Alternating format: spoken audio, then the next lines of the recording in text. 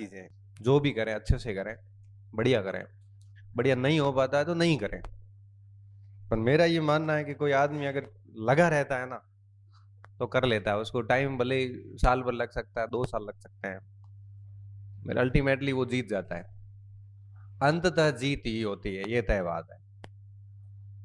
हमारे साथ दिक्कत क्या होती है कि हम पहले शस्त्र डाल देते हैं कि यार नहीं हो पाएगा। बाकी अगर रास्ता सही हो, आपका टारगेट फिक्स हो, आपकी सामग्री तय हो, आप इतने मजबूत हो कि आपको कोई भी आके भटका नहीं सके, और फिर आप डेडिकेटेड हो के सच में ईमानदारी से मेहनत कर रहे हो, तो मैं आपको लिख के दे सकता हूँ स्टाम्प पेपर पे, आपको बहुत अधिक समय तक बेरोजगार कोई नहीं रख सकता।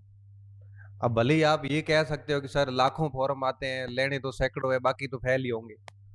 आप ये कह सकते हो, ये एक बहाना है बढ़िया बचने का।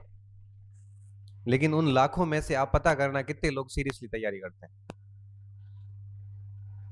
और जब आप उन पता करोगे ना तो पता चलेगा, जैसे रीट अपनी होती है, नेगेटिव मार्किंग नहीं है, उसके बावजूद आप देखो क्वालिफाई करने वालों का परसेंटेज कितना है, आपको यही आंकड़ा पता चल जाएगा।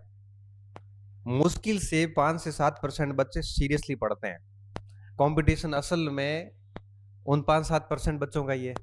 और वो बच्चे मैं बता रहा हूं, उस परीक्षा में नहीं तो दूसरी में लग जाते, वो सारे ही लगते हैं, वो डाइवर्ट हो जाते हैं। कोई एलडीसी लग जाएगा, कोई फोर्थ ग्रेड लग गया, कोई पटवारी बनेगा, कोई ग्राम सेवक बनेगा, कोई सेकंड ग्रेड, कोई फर्स्ट ग्रेड, ऐसे करते करते 3-4 साल के अंदर उनमें से एक भी बच्चा आपको बेरोजगार नजर नहीं आएगा।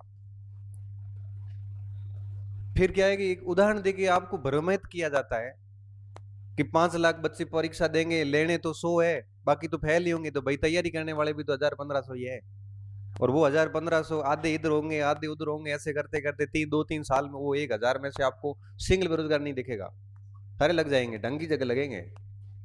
तो होता क्या है कि हमें इन चीजों से उबरना पड़ेगा,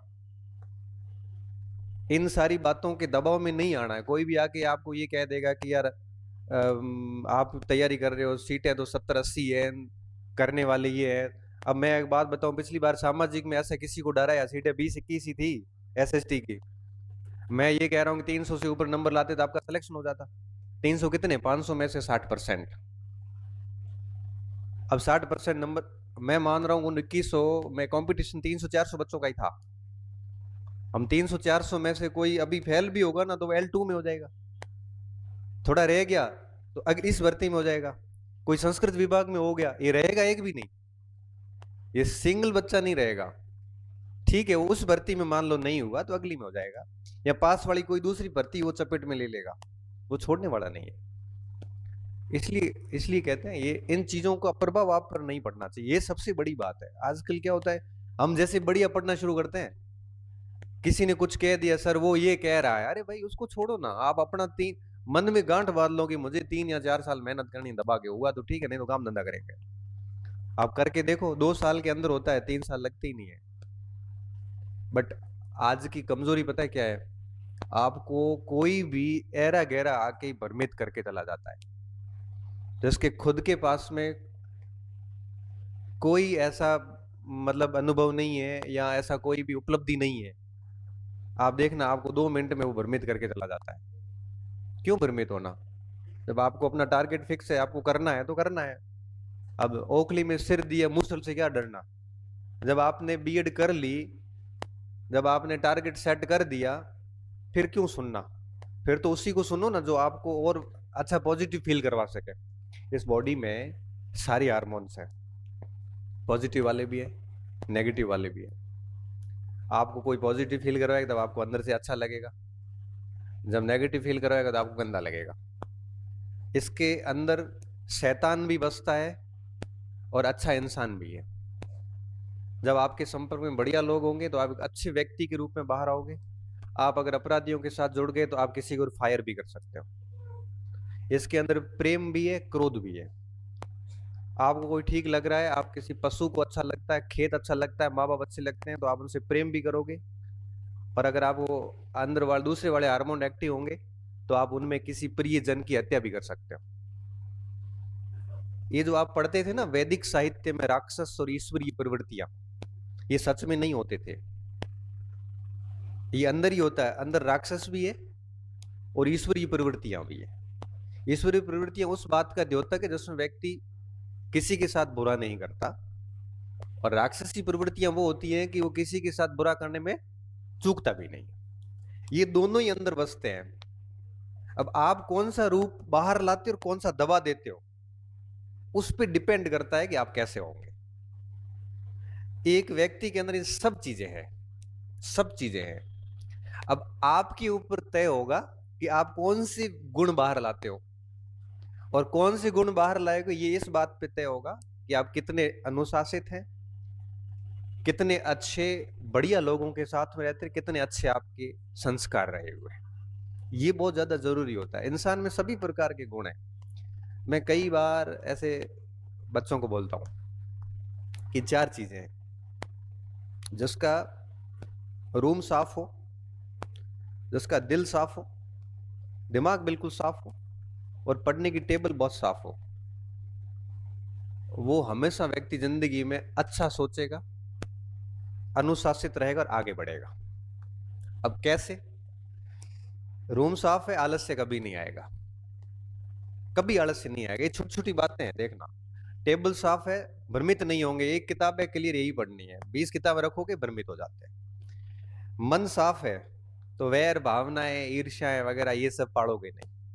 आपके दिमाग में एक ही बात आएगी कि मुझे मेरा काम करना है। कौन क्या कर रहा है, किसी से क्यों तुलना करनी है अपने को, मुझे मेरा काम करना है। मेरे में कोई खूबी है तो मेरे में कोई कमियां भी है, आप में भी कई खूबियां हैं, आप में भी कुछ कमियां हैं। हर व्यक्ति में ये दोनों ही है। तो मन साफ होगा तब व्यक्ति इनमें ऊर्जा खर्च नहीं करेगा। दिल साफ होगा तो किसी के प्रति बुरा नहीं सोचेगा। आपकी नौकरी लगी, मुझे ठीक लगेगा, मैं नहीं लगा तो मेरी कमजोरी रही। एटलीस्ट मैं ईर्ष्या तो नहीं करूंगा किसी से, मैं किसी का बुरा नहीं सोचूंगा। ये 4 चीजें साफ होती है ना, तो उसका कभी भी बुरा नहीं होता, व्यक्ति का बहुत आगे जाता है। बाकी तो क्या है कि आजकल कुंठा, ईर्ष्या वगैरह ये सब इस बात की द्योतक है कि आपका दिल मन साफ नहीं। आप बहुत सारी पुरानी चीजों को डो रहे हो अपने साथ। पुरानी बातों को डोओगे तो खुद पे काम कभी भी नहीं कर पाओगे। मेरी इतनी अच्छी आदत है, मैं आपको बात बताऊं, मैं भूल जाता हूं। मुझे किसने क्या कहा मैं दिमाग में ही नहीं रखता। मुझे किसी ने कड़वा शब्द बोला ना, चुभने वाला, उसके बाद बता मेरी एक्टिविटी क्या होती है, मैं मेरा काम बढ़ा देता हूं। जवाब देंगे, काम से देंगे, अच्छे से देंगे। आप पहले 6 घंटे मेहनत कर रहे थे, अब 8 घंटे करेंगे। समय आएगा, और समय जब आएगा ना, उस दिन सबको एहसास होगा और अपने आप मुंह बंद हो जाते हैं। और हम कई बार पहले डायलॉग मारा करते थे कि दुनिया की सारी सड़कें अपने घर की तरफ आ जाती। पहले लोगों को अपना घर नहीं मिलता है, उसके बाद में सब सड़कें अपनी ओर आ जाती, पता चल जाता है कि उसका घर कहाँ है। ये सब काम करने से बेटा होता है, अदरवाइज नहीं हो पाता। इसलिए कहता हूँ ये 4 चीजें बिल्कुल साफ रखिए, बढ़िया काम कीजिए। एक ही जीवन है, बड़ा मुश्किल से मिलता है। इसको भी अगर अपन फालतू चीजों में बर्बाद करेंगे तो जीवन के अंतिम मोड़ पे जाके पश्चाताप ही होगा और कुछ होगा नहीं। देखो पढ़ाई वढ़ाई होती रहती है, सबसे बड़ी चीज है ह्यूमन बिहेवियर, आपका व्यवहार कैसा है। कोई भी व्यक्ति आपसे बात करके उसको अच्छा लग रहा है कि बुरा लग रहा है, आपकी छवि कैसी है। और छवि बनाने में ऐसी नहीं बनती है, छवि नौकरी से नहीं बनती है। छवि बनाने में बहुत सेक्रीफाइस करने पड़ते हैं, त्याग करने पड़ते हैं। अगर आप मुझे जानते हो तो डेफिनेटली ज्ञान के कारण कम जानते हैं, या ऐसा जानते हैं कि इस व्यक्ति की इमेज अच्छी है। क्यों अच्छी है अब ये मुझे भी नहीं पता कि क्यों अच्छी है, पर मैं इतना मानता हूं कि मैंने किसी का आज दिन तक बुरा नहीं किया, ना मैं किसी का बुरा सोचता हूँ। मैं मेरे काम पे ध्यान देता हूँ, शायद यही बात है कि बच्चों को वो बात अच्छी लगती है।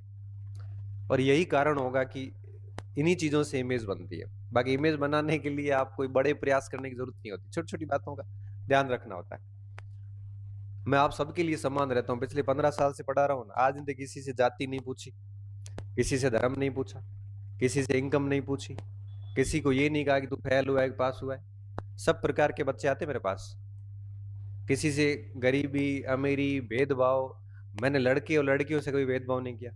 लड़कियों को सुनाता हूँ मतलब लड़कों को भी सुनाता हूँ, दोनों को बराबर डांट देता हूँ। तो लड़कियों को कम डांटता हूँ क्योंकि रोने लग जाती है